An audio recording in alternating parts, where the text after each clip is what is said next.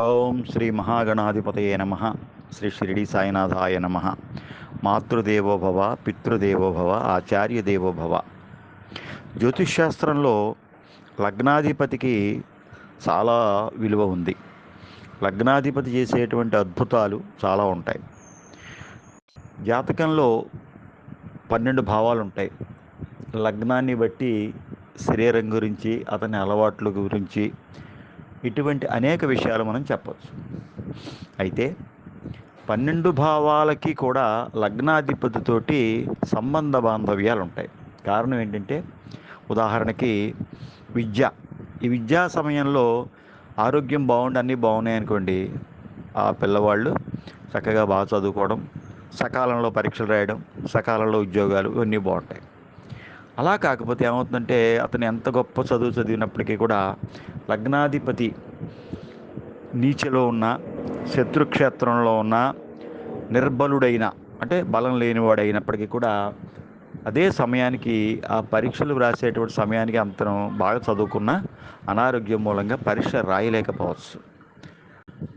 అలాగే సప్తమం ఉంది, వైవాహిక జీవితం. వైవాహిక జీవితం బాగా ఉండాలి, చక్కగా కుటుంబం, చక్కగా సంసారం, చక్కగా కోరికలు అన్నీ బాగా ఉండాలి.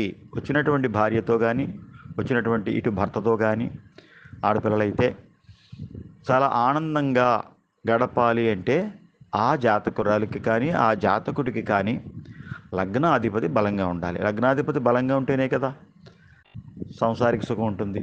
అలాగే దశమం, ఉద్యోగం ఉందనుకోండి, ఉద్యోగం బాగుండాలి, ఉద్యోగాన్ని చక్కగా అనుభవించాలి. ఉద్యోగాన్ని అనుభవించడం కూడా ఒక గొప్పే. ఒక అధికారి హోదా అనుభవించాలంటే లగ్నాధిపతి బాగా ఉండాలి. అంటే లగ్నాధిపతి కనుక సకాలంలో సక్రమంగా ఉంటే ఏదైనా చేయొచ్చు. లగ్నాధిపతి బలంగా లేకపోతే ఎన్నైనా ఇబ్బందులు పడతారు.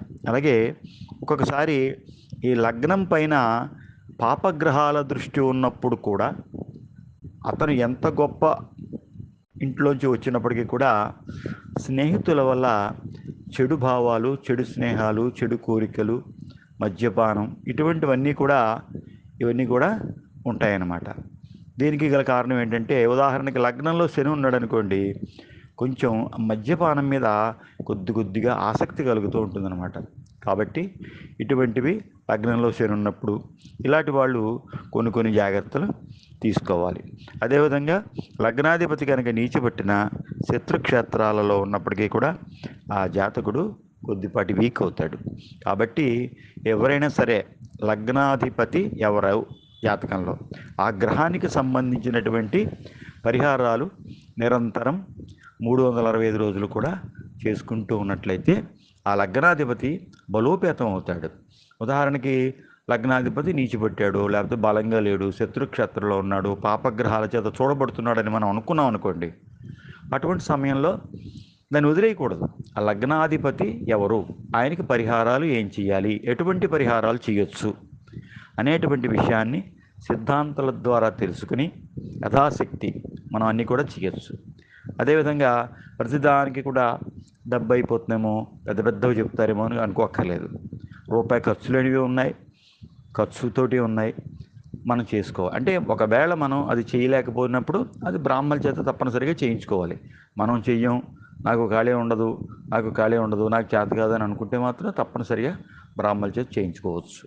అలా కాకుండా ఏది చేయకుండా ఉన్నట్లయితే మాత్రం ఆ భావాధిపతి, ఆ లగ్నాధిపతి ఎవరైతే ఉన్నారో 12 భావాల మీద ఆయన యొక్క ప్రభావం చూపిస్తాడు.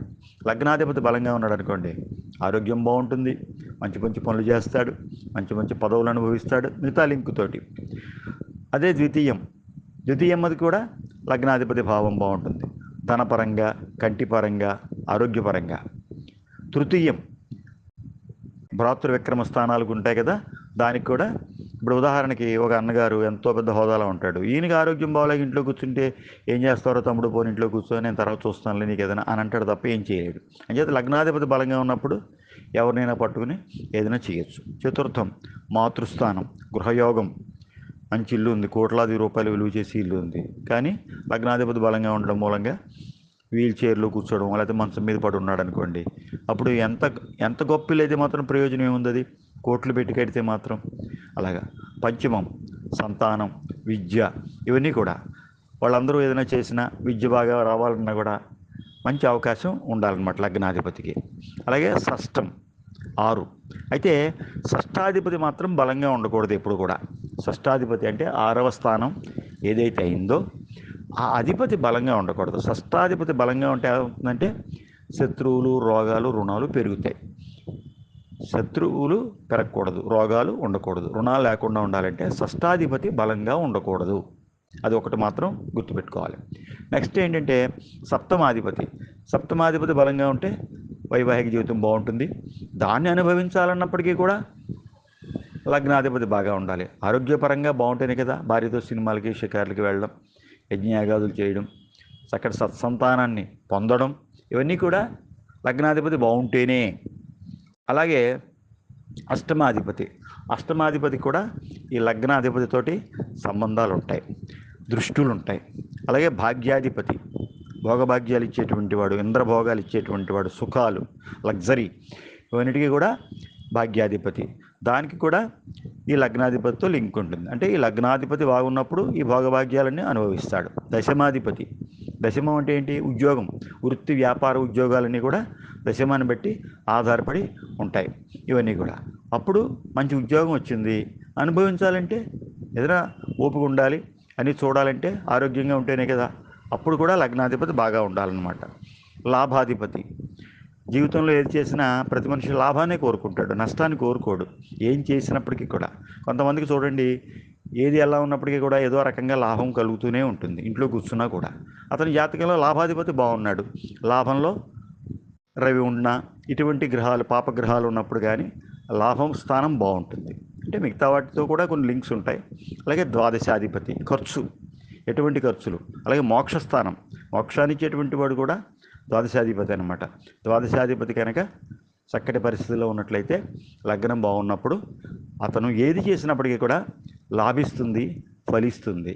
కాబట్టి వీలైనంత వరకు కూడా లగ్నాధిపతి ఒకవేళ బాగున్నట్లయితే ఏ అవసరం లేదు. ఒకవేళ అలా కాకుండా లగ్నాధిపతికి పాపగ్రహ సంబంధం ఉన్నా, శత్రుక్షేత్రంలో ఉన్నా, నీచ పట్టినా, దుర్బలుడైనా తప్పనిసరిగా వాళ్ళు కనుక లగ్నాధిపతికి కనుక యథాశక్తి పరిహారాలు కనుక చేసుకున్నట్లయితే వాళ్ళ జాతకంలో అన్ని భావాలలోనూ కూడా లాభాన్ని పొందవచ్చు, ఆనందమైనటువంటి జీవితాన్ని గడపవచ్చు. ఎంతో గొప్పగా ఉంటుందన్నమాట. శుభం. లైక్ చేయండి, షేర్ చేయండి, సబ్స్క్రైబ్ చేయండి. బిఎల్ఎన్ మూర్తి 9440989496.